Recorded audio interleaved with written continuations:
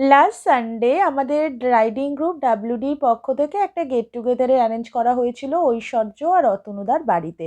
তো আমি সেখানে পৌঁছে গিয়ে দেখলাম অলরেডি সবাই চলে এসছে। আমি যেতে প্রচণ্ড লেট করেছি। গিয়ে দেখি অলরেডি সবাই চুটিয়ে আড্ডা মারছে। আমার তো দেখে কি মন খারাপ হলো যে এত দেরি করলাম আমি। যাই হোক, যেতে না যেতেই হাতে পৌঁছে গেল গরম গরম চিকেন পকোড়া, যেটা পার্থদা আর ঐশ্বর্য দুজনে মিলে বানিয়েছিল। অসাধারণ খেতে হয়েছিল।